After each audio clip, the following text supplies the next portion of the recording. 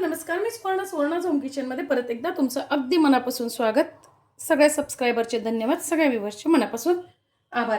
आज आपण खूप छान अशी रेसिपी बघणार आहोत. आताच आपल्या चॅनलवर एक रेसिपी शेअर केलेली आहे मुलांच्या टिफिनसाठी.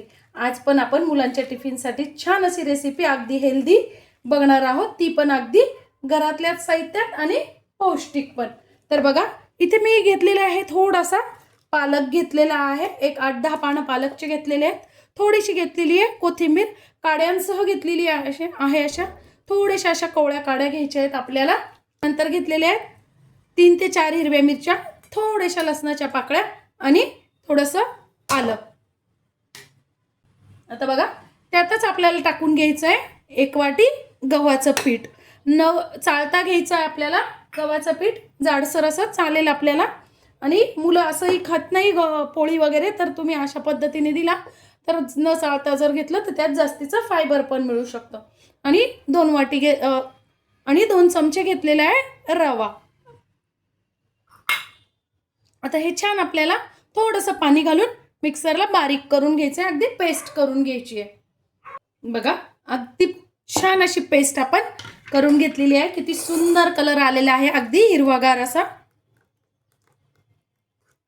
खूप पातळ अशी आपल्याला करायची नाहीये. बघा, खूप पातळही मी केलेली नाहीये आणि खूप घट्ट पण नाही. या पद्धतीने आपल्याला छान असं बारीक करून घ्यायचं आहे.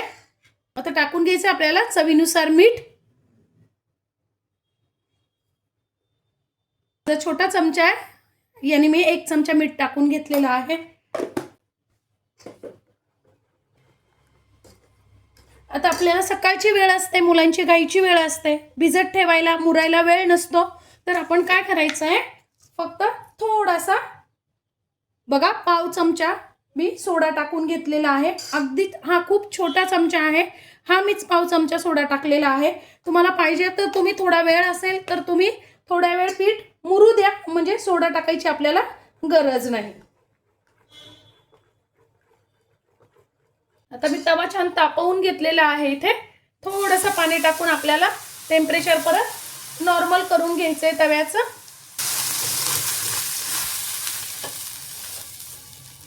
या पद्धतीने तवा छान आपल्याला परत पाणी टाकून पुसून घ्यायचा आहे आणि पाहिजे त्या आकारात तुम्ही डोसे टाकून घेऊ शकता.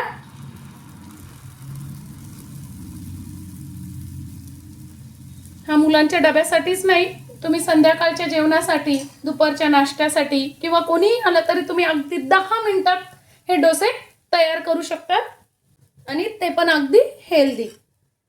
थोडंसं तेल किंवा तूप, बटर, तुम्हाला जे मुलांना आवडत असेल ते तुम्ही टाकून घ्यायचं आहे. मीडियम गॅसवर छान असा डोसा शेकून घ्यायचा आहे. किती सुंदर असा आपला डोसा तयार झालेला आहे, मस्तच.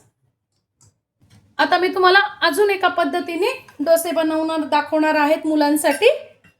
माझा पण नातू कधी कधी येतो ना, त्याला पण असे छोटे छोटे डोसे खूप आवडतात, उत्तप्प्यांसारखे हेल्दी असे. तर बघा, तव्याला आपल्याला परत तेल वगैरे लावून घ्यायचं आहे थोडंसं आणि या पद्धतीने आपल्याला डोसे टाकून घ्यायचे.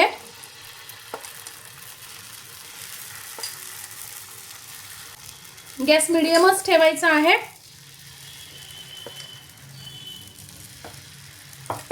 आणि यावर तुम्ही मुलांना पाहिजे त्या भाज्या ज्या आवडत असतील अशा भाज्या तुम्ही टाकू शकता.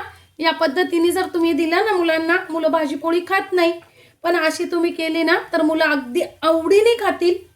बघा, मी थोडंसं गाजर, काकडी, कांदा, ढोबळी मिरची, तुम्हाला जे जे आवडेल ना ते तुम्ही इथे टाकून घेऊ शकता. बघा, या पद्धतीने टोमॅटो, थोडेसे तुम्ही इथे कॉर्न पण टाकू शकता. बघा, छान असे तुम्ही दोन्ही बाजूनी पण हे शेकून घेऊ शकता या पद्धतीने. वा, बघा किती छान असे आपले डोसे तयार झालेले आहेत. या बाजूनी फक्त 2च मी फक्त शेकून घेतलेला आहे आणि आता आपल्याला दुसऱ्या बाजूने खमंग होऊ द्यायचे आहेत, कुरकुरीत होऊ द्यायचे आहेत, छान असे मीडियम गॅसवर. आता आपल्याला डोसे होत आले की थोडंसं आपल्याला चीज टाकून घ्यायचं आहे. मुलांना आवडतं चीज, तुम्ही इथे पनीर पण टाकू शकता. बघा किती सुंदर आपले डोसे, अगदी घरातल्याच साहित्यात इतके टँग असे मस्त डोसे आपले तयार झालेले आहेत। असा जर रोज मुलांना तुम्ही डबा दिला तर मुलं कसा डबा परत आणतील सांगा बरं। वा, बघा तुम्ही या पद्धतीने पण डोसे बनवू शकता किंवा मग असे मोठे या पद्धतीने पण डोसे बनवू शकतात फॅमिलीसाठी। किती सुंदर असे आपले डोसे तयार झालेले आहेत। आजची माझी व्हिडिओ ही रेसिपी मुलांसाठी घरातल्याच साहित्यात ती पण अगदी पौष्टिक अशी कशी वाटली कमेंट्समध्ये नक्की सांगा। चॅनलवर नवीन असाल तर चॅनलला लाईक, सबस्क्राईब आणि शेअर करा। धन्यवाद।